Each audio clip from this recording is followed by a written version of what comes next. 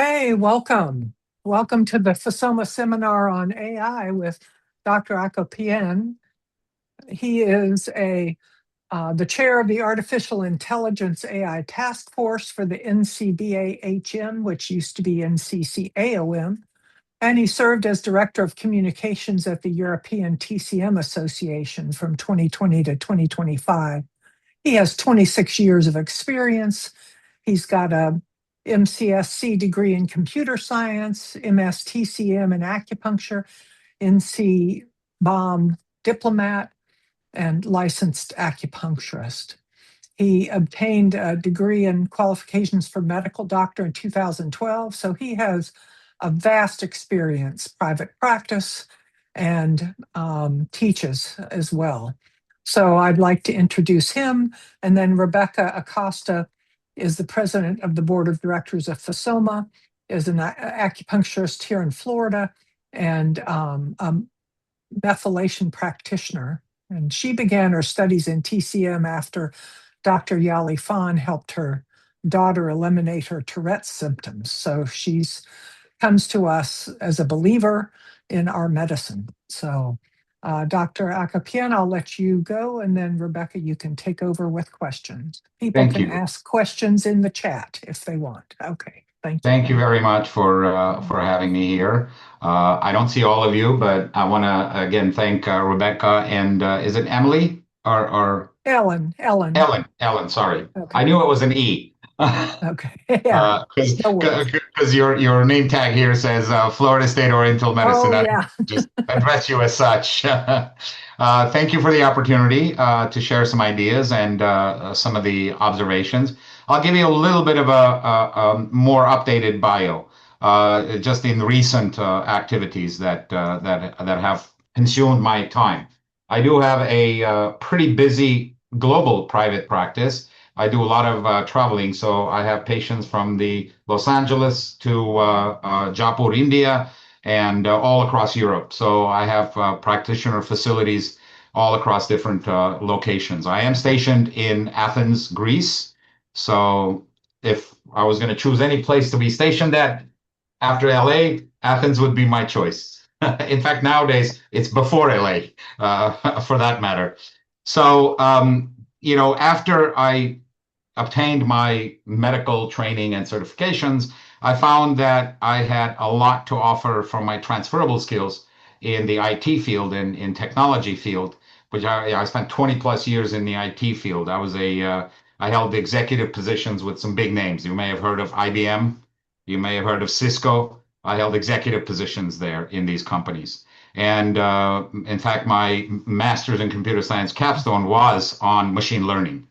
So I started kind of leveraging some of that technology and my skills into this newfound field. And the application, the revolution, I'm not even going to call it evolution, the overnight revolution of ChatGPT AI just changed the entire landscape. And we have to, by default, adapt. We can't fight it. We can't resist it. We have to adapt. But in that adaptation, there are things that you can benefit from AI. If we run a simple anonymous survey right now, probably 80% of you have used AI in some degree to help you with something, whether it's some recipe or whether it's some question about how to do X, Y, Z.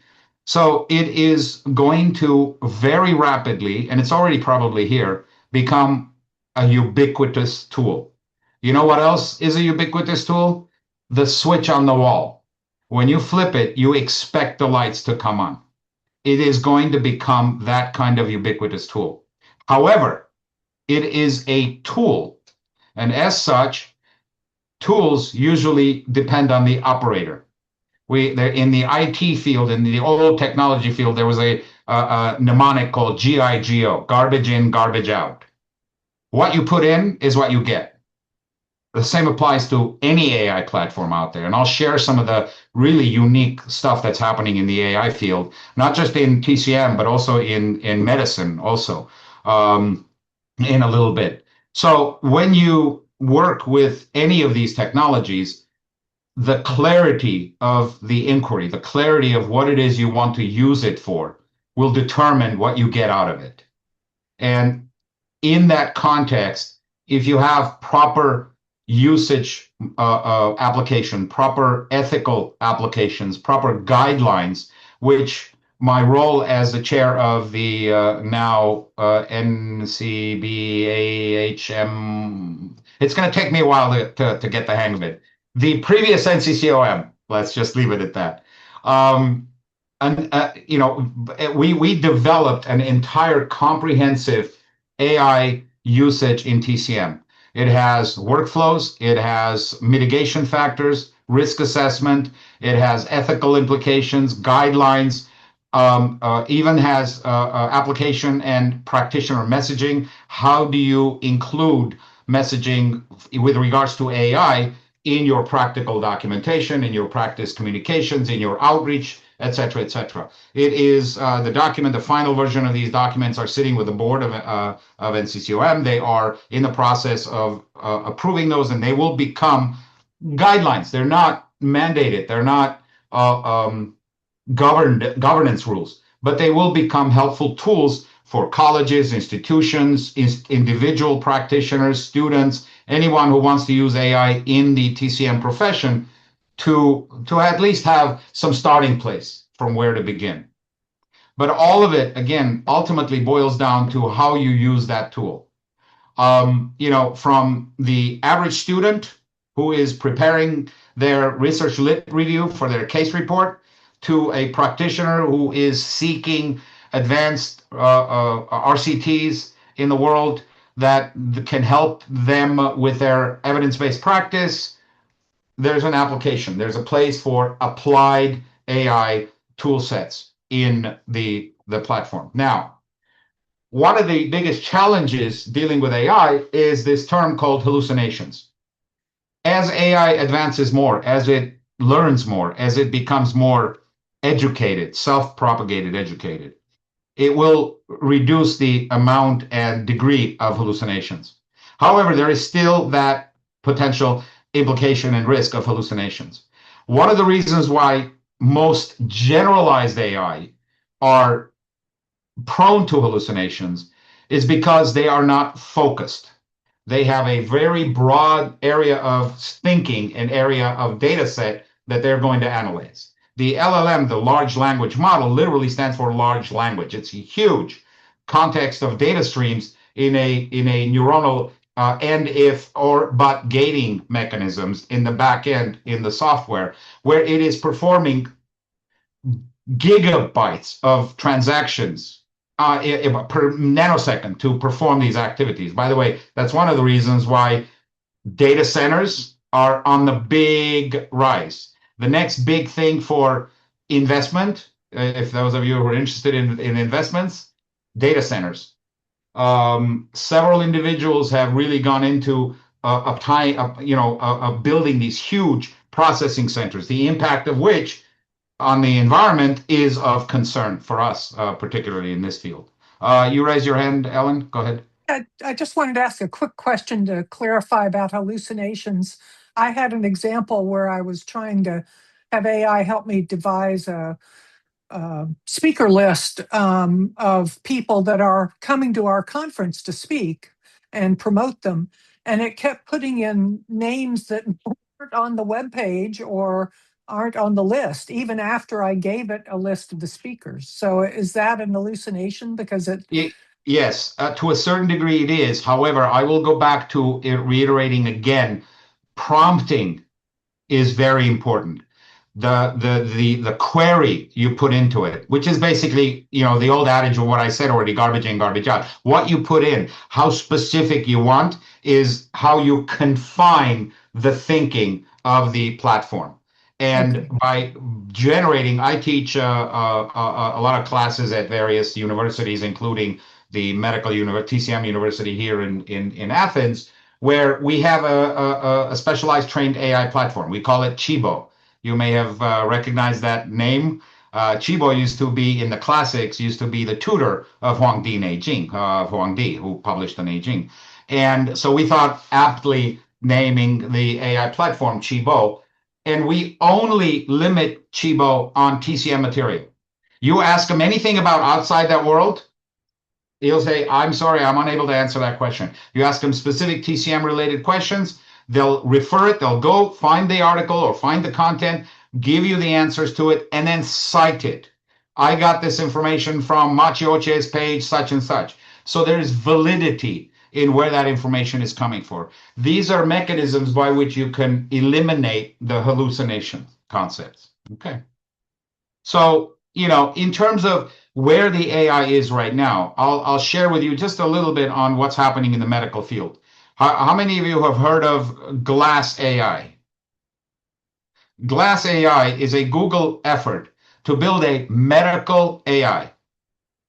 Glass AI recently passed the medical board exam of the United States at 92%.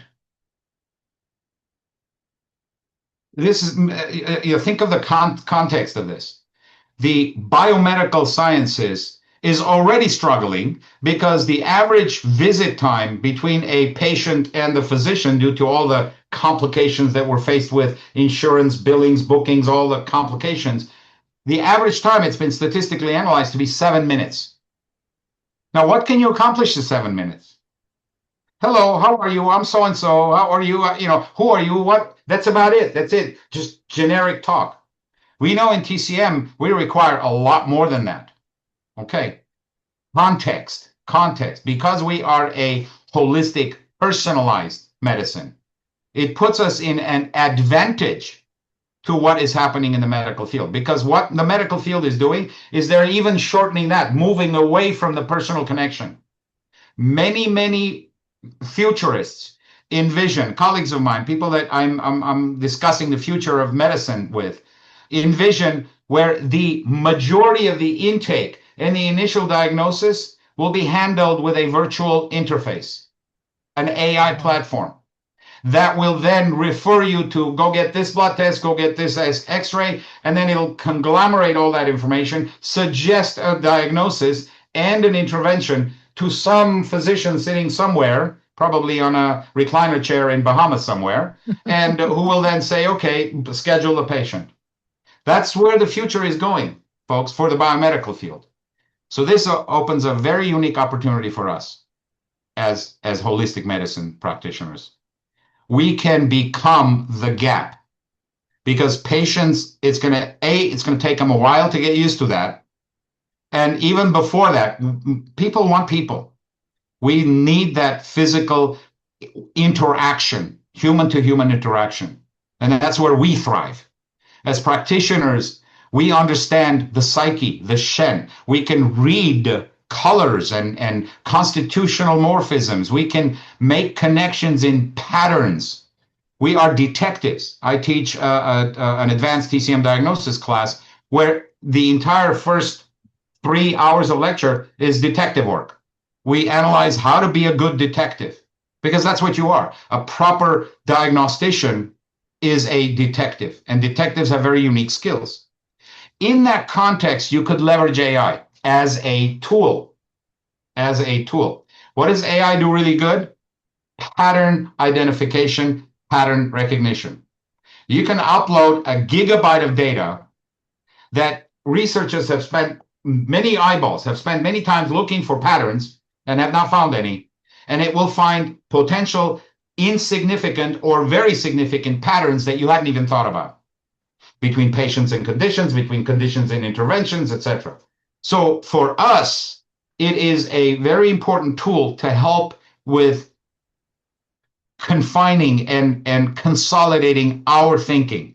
Notice that our thinking. We don't rely on the machine to do these thinkings. We use the machine to help us assess, identify, collect, organize, structurize. There's, the Glass AI, as I mentioned. You could literally walk an entire patient life cycle from initial call to diagnosis through that AI platform, through a medical Glass AI platform. We don't like that. We want gaps in between. We don't want any decision making without the human intervention. So the way you integrate that is you use the AI as a ubiquitous tool. You know what this is? About a dozen years ago, maybe even a little bit more, this was nothing. We didn't even know about this. We used to walk around with pagers. When I was working for IBM, and I'm showing my gray now, I used to have beepers on my pants, and people wanting to connect with me, they would page me, and I'd scramble to find a landline to get on a phone with them. This has now become a tool. Now, it has its pluses and it has its minuses, obvious. How you use this tool depends on what you get out of it, right? The same thing with the AI platform and AI tools. How you use it will either enrich your diagnostic and therapeutic process or impact it in a negative way. I've had failed students who had capstone projects, case reports to submit, where they just copied and pasted from ChatGPT. And it's obvious that it's not a human doing the talk, the discussion. The Shen is missing. And the same applies in all aspects: diagnosis, intervention, therapeutics. When you're there with that patient, a machine, an AI can't read, at least until now, or at least for the foreseeable future, can't read the Shen. You can't feel the energy of that human being. When you palpate their meridian, when you hold their pulse, you can't feel. There's no feeling element to it.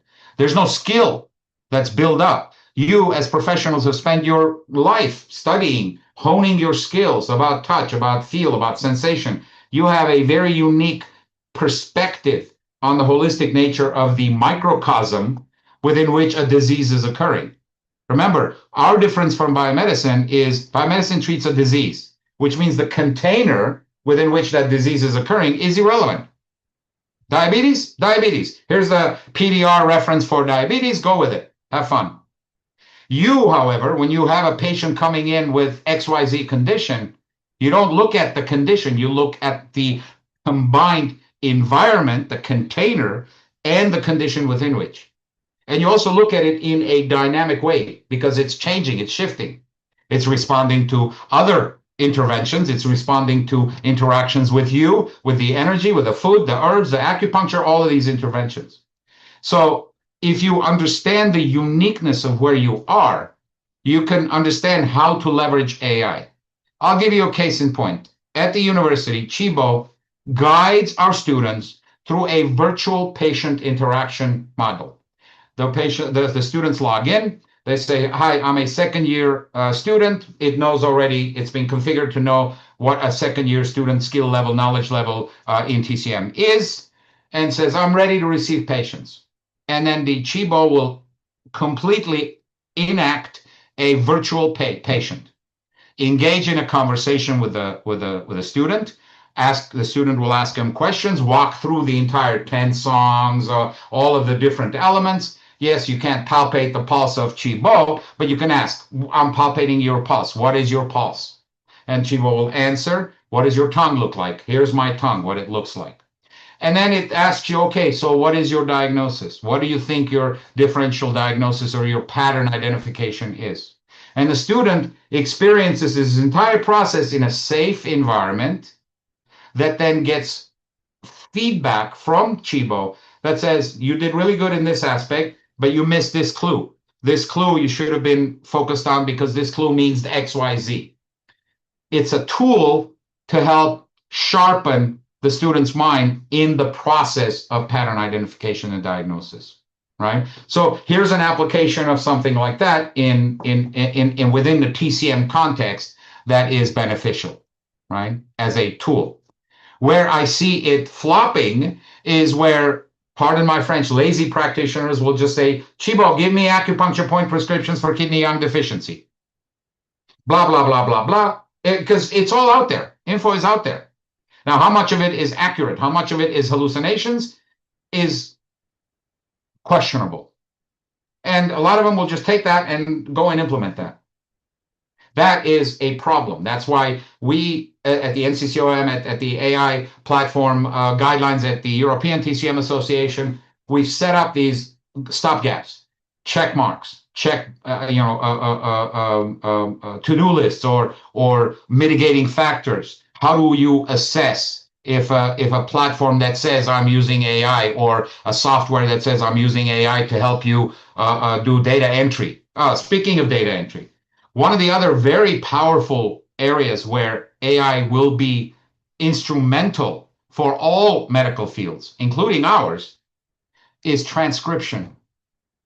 Imagine as a patient having to, as a physician, having to ask questions, then take notes, ask questions, take notes. How many of you have missed keeping some important information, or mistyped it, or shorthanded it in your handing? And then you go back to do your reassessment and you're like, what did I write here?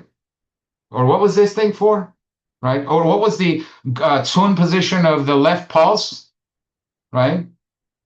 An AI-based handheld devices are coming to market, or applications that you can download to your iPhone, where you can activate it. It will listen as a passive listener to the entire conversation, transcribe it, and send it to you in a detailed transcription form, in an interactive form.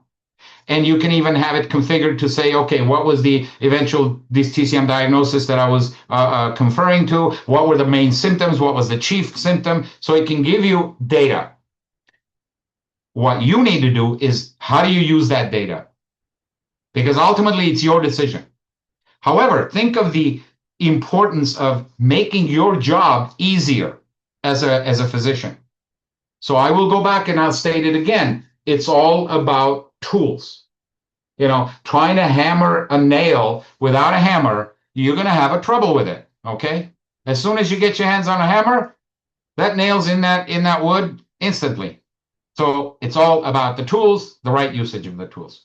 So that's a little bit of an intro. I'll stop now, because otherwise I'll take up the whole evening. I tend to ramble, and I'll open it up for questions from the group, or Rebecca or Ellen. If you have further questions, we can discuss these. Wow, thank you, Dr. Akopyan. That's very clear and amazing, and what an amazing thank you recap, just a cap or overview, and really concise. Does anybody have any questions out there? I asked people to put them in the chat, and I don't see any. I know Sunya had her hand raised. Well, perhaps we can allow them to ask their questions orally, as long as they, because we have a small group. It's not a huge group. Okay. So perhaps if you have a Sunya, question, raise your hand, and yeah, Ellen can unmute you and you can participate. And oh, Sunya left. I was about to let her talk. Oh well. Yeah, she got shy. We were 14. As soon as you mentioned her name, boom! Oh, there she is. There We're she back to is. 14 There she now. is. Okay. All right, Sonia, I've opened it up for you to talk if you want.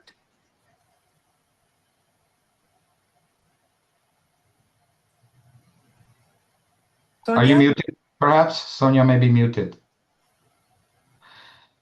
I don't see it, but anybody else? I mean, this is a whole lot to go over. My understanding is you need to be as detailed as possible with your input.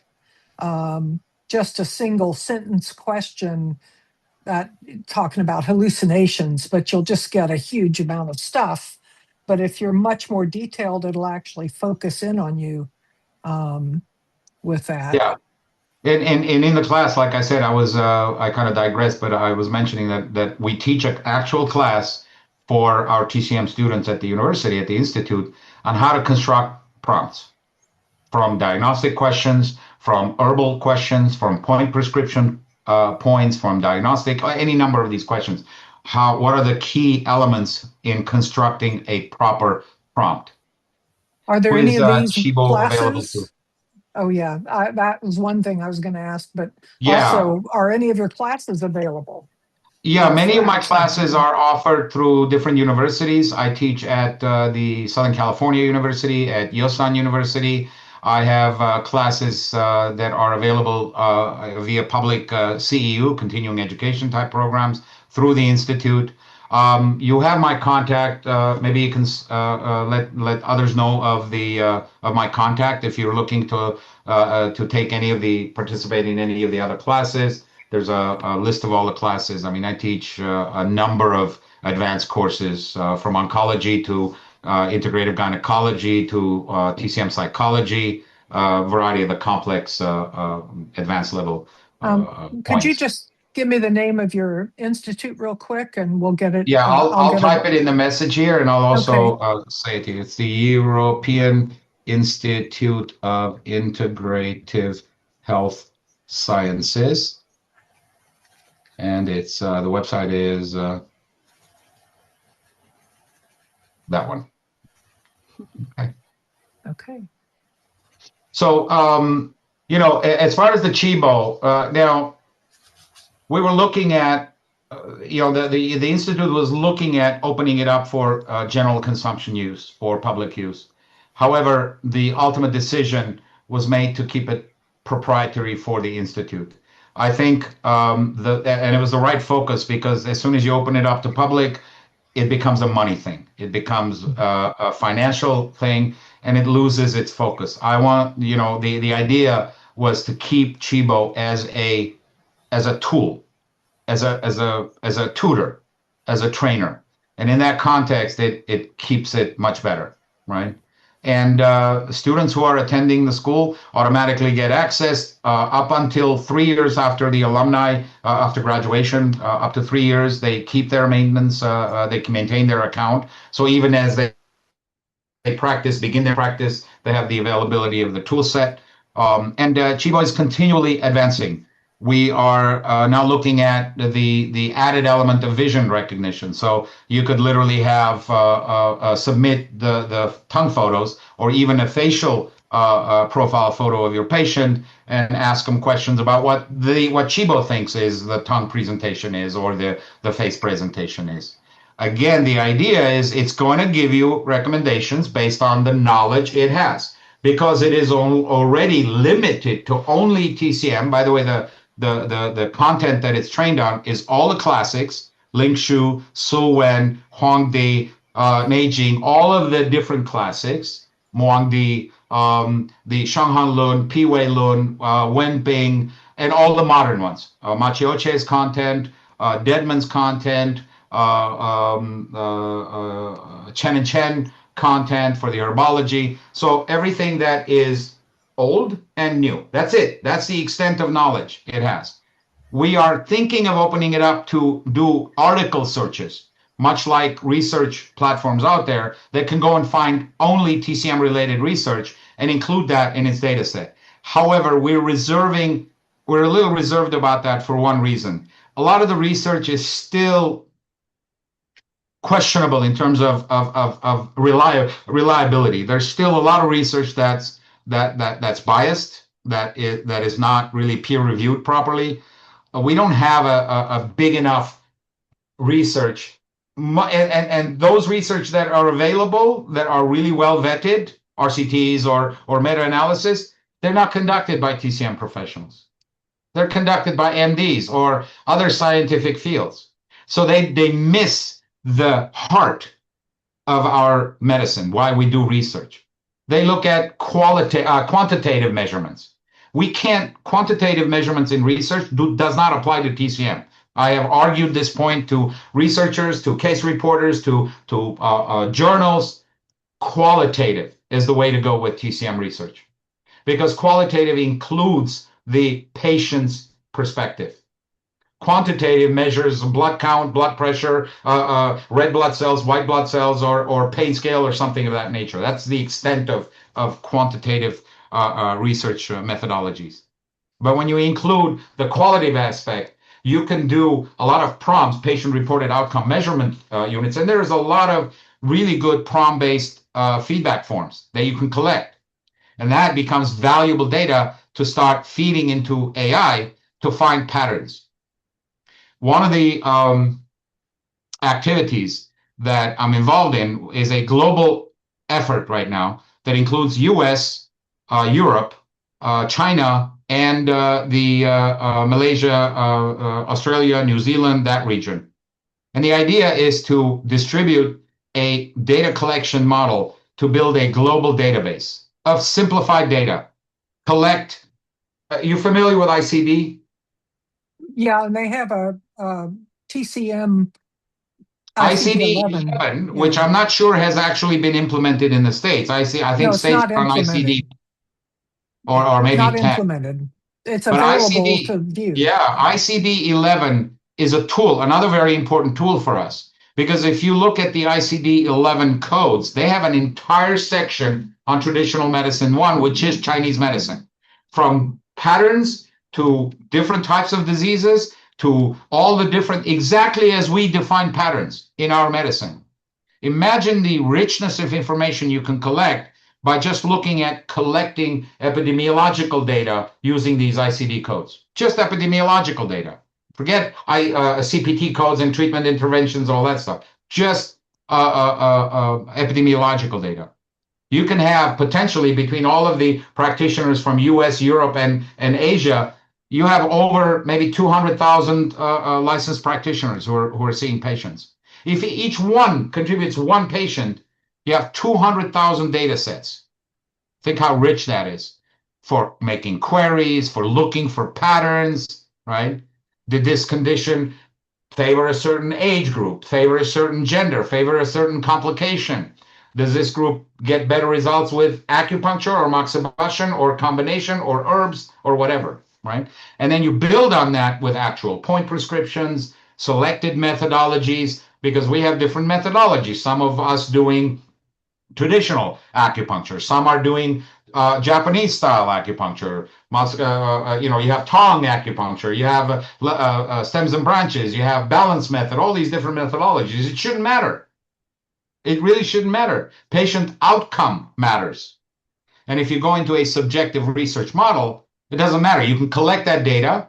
And once you have the entire set of the data, you can then bring it down into a very specific application. I'm going to share a mind map. Are you familiar with mind map, right? That I've created that contains the entire set of TM codes. You guys can use it as an education, self-learning, something to get you exposed. I don't know how we transition from AI to to ICD-11. Let's see, where is it? Okay.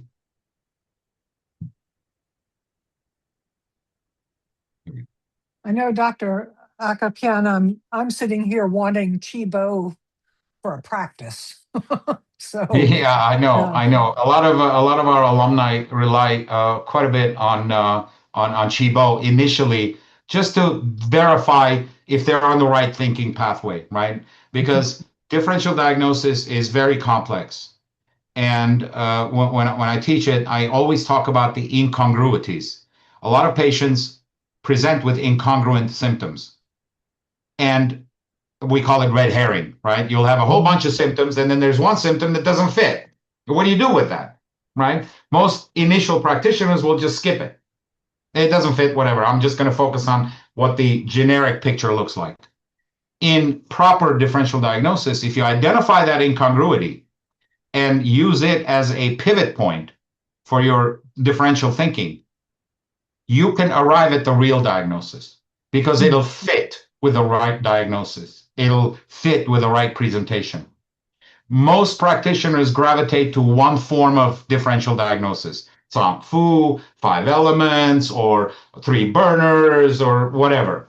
We have so many different ways of TCM diagnosis. Vital substances. You have meridian channels, Qingluo. You can do extraordinary meridians. You can do internal organs, the Zong Fu, the 5 elements, so on. 3 burners. There's so many different ways to look at a pattern or a set of symptoms, set of presentations, and then identify which is better, which one applies best, and then use that to gravitate towards your ultimate achievement of your clinical diagnosis, right? Let me see. Where is that? I just saw it somewhere. Oh, it's in sent. Yeah, it's in sent. I'm obviously having some blind moments right now. So I will ask you to be patient with me. We'll continue discussing. and then I'll be sure to find it. And if I can't find it before the end of the conversation here, I'll share it with the team here, and they'll make it available for you. Okay. I'm open to questions. You can have if you have questions, I can ask. I can answer them while I'm doing this. Sent. Rebecca, did you have any thoughts? I have a couple, Dr. Akopyan. Yeah, this is really, we've seen it out there. We have, it's out there, but some of us, or myself included, like, wow, how do we use this? How do we use it ethically? Do you have any personal experiences, like, because you've been with this from the get-go, of some aha moments for you, or some particular instances where it really just made things come together or fit in a missing piece? Or I'm sure just the time saving aspect, aside.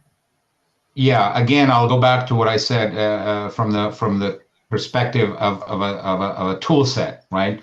Identifying which area of tool sets you're looking at exposing, and I'll give you some tool sets. One of the main areas, as far as a helpful tool, is case analysis. Let's say you have a whole case, you have all the data in some transcribed form. You feed it in, and you say, "This is what I'm thinking. Give me what you're thinking is based on TCM foundational material, and give me the references where applicable, where you got the supporting material." Always ask for references, for citing. Always ask for that information, whether it's Chibo, whether it's any number of the other platforms out there. Okay. Ideally, in specialized programs like Chibo, you don't even have to, right? Because it's getting the sources. But if you're out there in ChatGPT, make sure you stipulate that any feedback you get from them, you want to validate it. You want to clarify it. Another thing that comes out of it, another tool that you can use that for, is you put in your case and you say, what questions am I missing? Because AI likes patterns. They can look at the symptom presentation and say, you might want to ask them about maternal health history, or you might want to ask them about XYZ, right? Because historically they had no problems, and then all of a sudden the problem started. What was the trigger? Something caused that change in the homeostasis, in the Tai G2, that is balancing in the body. And that can give you a set of questions. You can still pick and choose which one you want to use, which one makes sense to you, which one you might want to include in your follow-up questions, etc. Okay. I already mentioned about documentation. AI can be really beneficial in structuring your documentation, whether it's your own notes that you've taken, because it won't change your notes. If you feed that note in, let's say you have a notepad, a scanned notepad, and with image recognition, you don't even have to type it. You can just handwritten scanned notes can be scanned into a PDF file, submit it, and say, okay, convert it. Now, ideally, text files are better because there's still some elements of mistakes that could be made. Okay, by the way, I did share the Meister ICD CPT ICD codes. It's in the general chat. Okay, so documentation helps you to organize, structure, and gather the documentation. AI can help you with consistency and calibration, to help you calibrate your approach. How are my questioning? You can practice with AI platforms, especially if you are a new practitioner and you're kind of hesitant about the flow. You haven't developed your own flow. I mean, think about it, right? Because we're so holistic and so expansive as a medicine, if we do everything that is within our tool bag, an intake could be 2 hours, maybe even more. So every one of you have honed and developed your own approach, where you start the question, how you progress through the 10 questions, the tongue, the pulse, etc., to arrive at the point where you have a working diagnosis. in diagnosis, I teach the 4 steps, right, of hypothesis formation: acquire, assess, hypothesize, test. That's it. That's all you do in diagnosis. You acquire data, you assess that data, you formulate a hypothesis. Is this kidney yang deficiency? Is this kidney yin deficiency? Is this liver yang rising? That's your hypothesis. And then you want to prove or null proof your hypothesis. And that's your test. How do you test? Your The treatment. treatment. Yeah. Your treatment becomes your test. That's why it's called a practice, right? You're in private practice. You're not in a business. You're not in a company. You have a private practice. You keep practicing and you improve as you get along, as you get better. And even after the initial treatment, what do we do subsequently? We take a sub-note. What changed? How did it change? Did it respond well? Did it respond worse? Did my intervention prove or nullify my hypothesis? And then you go right back to square one of gathering more data and then go through the cycle again and again. And this is what I teach in the advanced diagnosis classes with cases and role plays to help hone the skills of picking these elements up and then changing around, adapting to it. Okay. I wonder if it's not better introduce the symptom and asking Chibo to interpret them.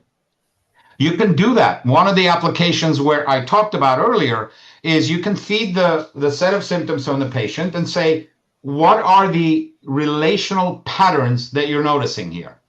And give me your thoughts. And it can go back through the literature and say, okay, night sweats and 5-palm hit and da-da-da-da-da. I'm thinking maybe kidney insufficiency. But the patient also has headaches, migraines, and red blood eyes, and pulse is wiry. So there may be a liver yang rising element here. So it'll give you a list, but God help you if you just pick one and go with it, right? It's on you. As a practitioner, it is a tool that can make your job easier, right? So ultimately, again, I want to stress that it all boils down to you as a human individual. Your override matters. Ultimately, the decision rests with you. Okay. I've already mentioned in terms of other tools, the transcription model, right?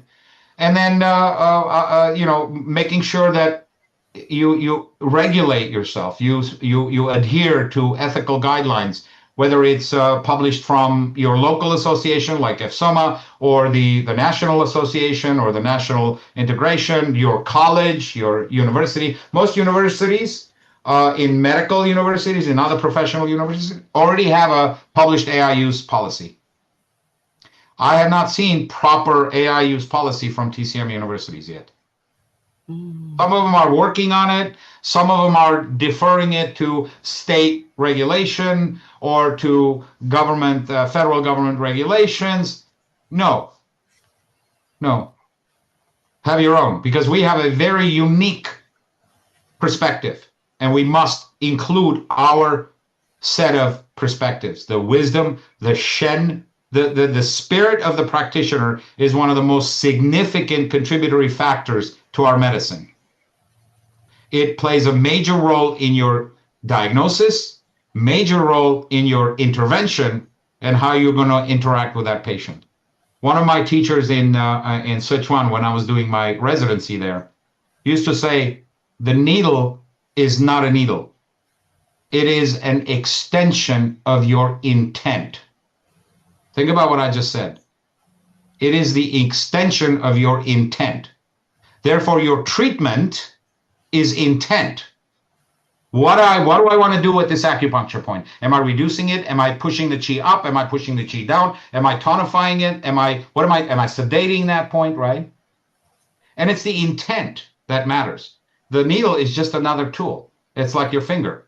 So might as well you can do literally the same thing with chi emission, with just pointing the finger at the point, and if you have good intent and good self-cultivated chi, you can intervene with that point through medical qigong without the need of needles.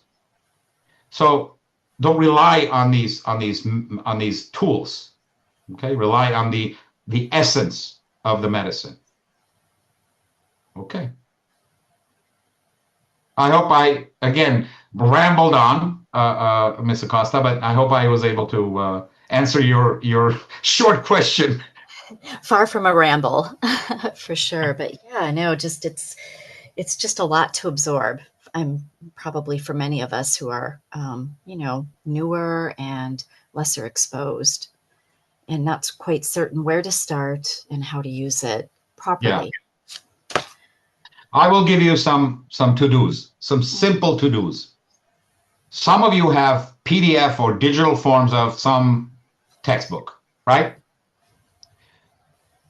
ChatGPT, the advanced model 5.0, offers an opportunity to confine it, to condense it.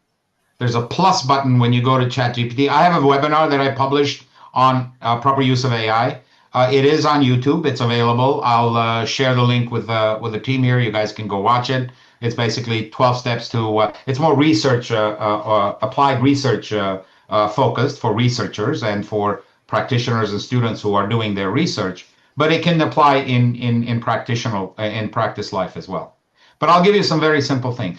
Find your favorite TCM book in digital form. Open up, sign up if you haven't to ChatGPT. Plus button. Upload that PDF there and put this prompt. Confine yourself to the attached document only in capitals. Do you understand? Hit enter. Get a confirmation. Engage in conversations is no longer a simple, please go do this for me. Because if you omit information, it's going to assume.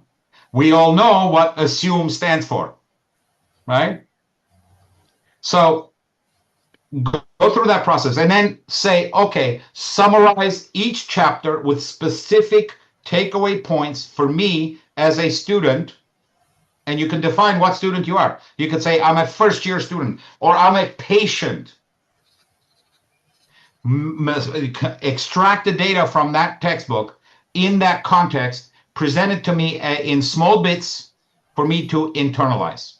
And then give me the citing of which page you got that data. And then go back and look at what you end up with. A superb example of how you begin to understand and use publicly available AI platforms for very specific applications in your clinical life. Okay. If you're a student, you have handouts that your professor have sent you, huge PDF files or articles that you need to read, right? You can sit there and page and leaf and leaf and leaf. If you have a Google landscape, if you work within the Google ecosystem, Google has announced a product called Notebook LM. Notebook LM. It is in those 9 dots. When you select the 9 dots in Google, you scroll all the way down, you'll see it. You open the 9 dots, you open the Notebook LM. It gives you literally a very simplified ChatGPT type interface, a place to ask questions. However, on the left, you have a whole section. Can I share screens on here? Maybe I can do a very quick simplified demo here. This goes here. This goes here.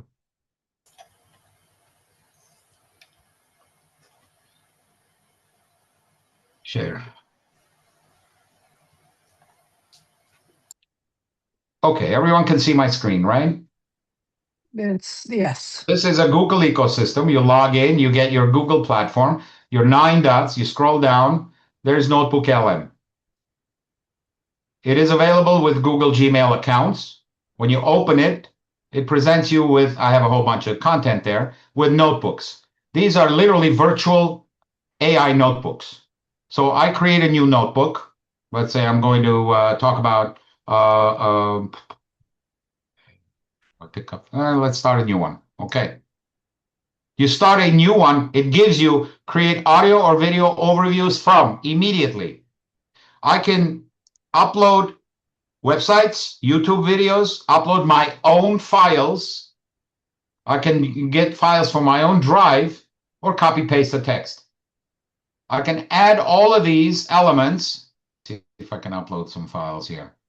Let's go, let's see, this is mod 10, mod 9. Oh, let's go with 2 of these. Notice that on the left, it is adding content to this. Right now, I'm confining any question that I ask to the content that I have supplied it. It will not go out and query and come up with hallucinations. Okay. And then you have very specific interaction, very much like ChatGPT. You can ask a question here by start typing things, okay?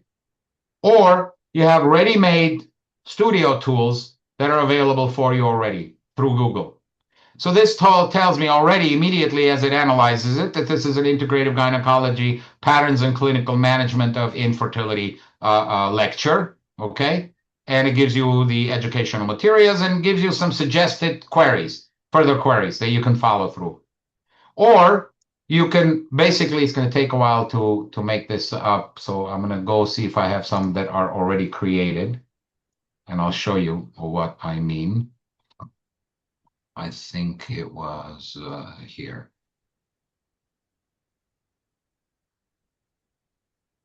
No, it's not evidence-based. Why is it not evidence-based? EBP. Here we go. All right, so this is evidence-based lectures that I teach for my first-year students about what is evidence-based research, applied evidence-based research in acupuncture practice. And these tools right here can take this data and reformat it any way you want. You want to create a podcast so you can put it in your MP player and listen to the summary of that material while you're driving, biking, riding, treadmilling, etc. Done. You want to create a slide deck like a presentation. Done. You want to create a video overview. Done. Here is evidence-based overview video from the slides that it created for me as a teaching tool. Today, we're going to demystify research for... It takes the content data from there, it summarizes, creates beautiful presentations. Think about outreach programs. Let's say you want to market your practice to a specialty field, right? You can take your services offered in a very detailed, or maybe do create a really nice paper on, I'm going to pick a random topic, on acupuncture injectables for, fibromyalgia, right?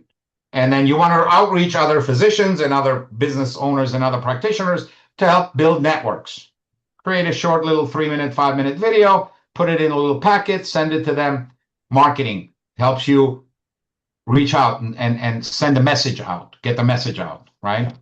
So there are other tools. You can create infographics. Here's a beautiful infographics based on the material that I've given it. Okay. Evolution of medical evidence, how the evidence fits in, the EBP triad, and how does it fit into the TCM, and what is the application. So you can automatically generate these as learning tools, as teaching tools, etc. You want to learn some material. How about creating your own flashcards? You can build your own flashcards. You can build your own data tables, your quiz. You want to quiz yourself, quiz. So again, I go back to what I said. It's all about ubiquitous tools. How you use these tools is what you get out of it, right? And more tools are becoming available that only serve to enhance your function if you are found fundamentally knowledgeable.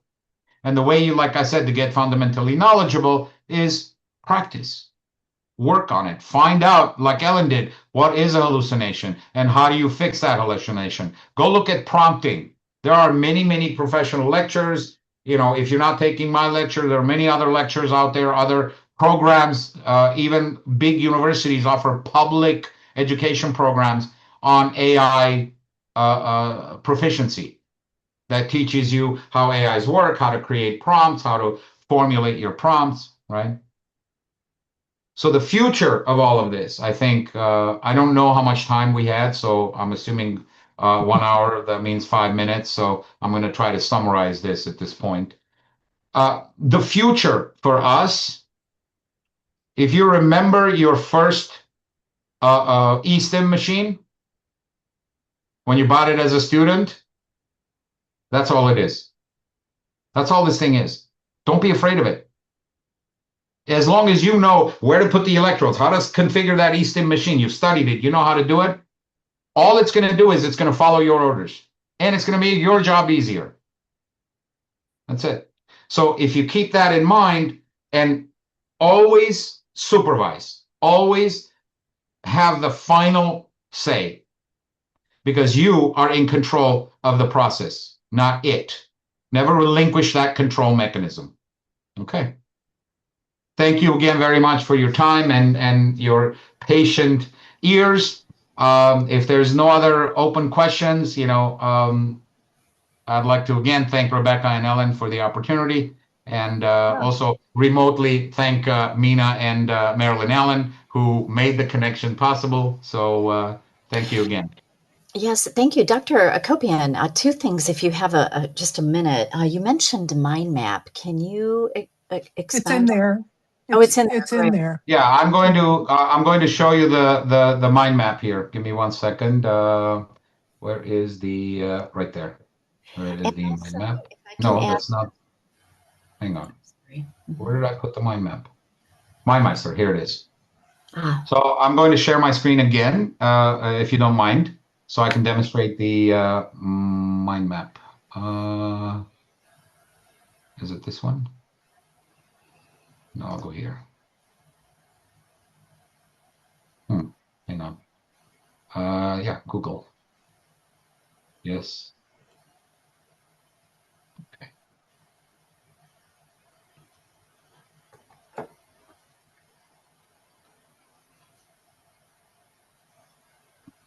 I have it open if you want me to share it. Oh, you do? Oh, okay. Yeah, maybe you can go ahead and share it. Yeah, because it's going to take me a little bit of while to engage in it. Tell me. Oops. I thought I. Yeah. You need to have some registration account. I was going through the same process, by the way. Okay. All right, there you go. Mine is loaded, so if you don't mind, I'll jump in. If you got it, then yeah. Okay. Yeah. Okay. So you're seeing my screen, right? Yeah, it's loading. There we go. Oh, no. Yeah, don't be afraid. Yeah. Don't be afraid. This is a mind map. A mind map allows you to create relational structures. A mind map is like a mapping tool for connecting patterns and relations between one another. So this is the one that I created for all of the ICD-11 codes. This is the TM1 traditional Chinese medicine codes. So you can see that ICD-11 has created 26 diagnosis codes specifically for disorders. So SA00 to SE5Y, open that up and you have all of the diagnosis based on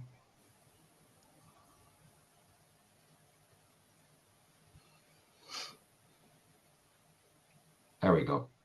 Based on these primary organ system disorders or other body system disorders, vital substances, chi, blood, fluids, etc. disorders, mental emotional disorders from TCM perspective, APF pathologies, childhood adolescence pathologies, and then each one of these then breaks down into very specific things. Recurrent convulsion, acute convulsion, growth pain disorder, developmental delay disorder. These are all very specific TM codes for TCM disorders. You can also go into the organ system patterns, and the patterns are then broken down into, gosh, let me collapse these a bit crazy here.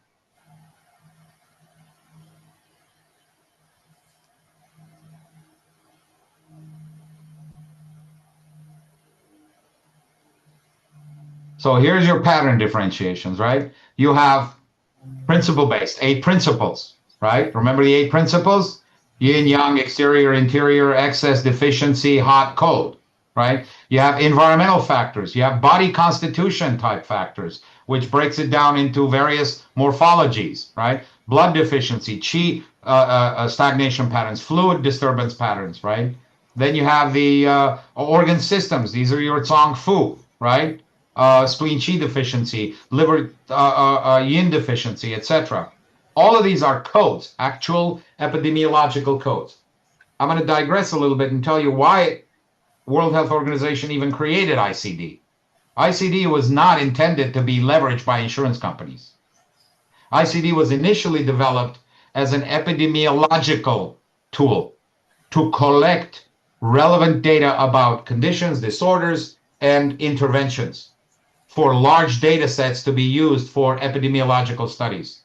Insurance companies looked at it and said, that's a mechanism for us to collect money and to distribute gating factors for practitioners by regulating what treatments we will accept, what treatments we won't, what interventions, how much we're going to pay for this intervention. Can you diagnose this disease or not this disease, right? And so insurance companies began adapting this for interventional purposes. But the initial design of this was a epidemiological aspect. And in this setting right now, specifically because US has not implemented this yet, in fact, currently US is very distant from World Health Organization. I don't know what the future is going to hold, but they withdrew from the World Health Organization. But I believe the intent for ICD codes is still valid, still relevant for the human species, and still can be benefited. And because now we have TM codes, I'm going to pose a very interesting question for you, hypothetical. They're TM codes, which means they're for acupuncturists. If we do not use them, do you know what's going to happen to those codes? They'll go away. No.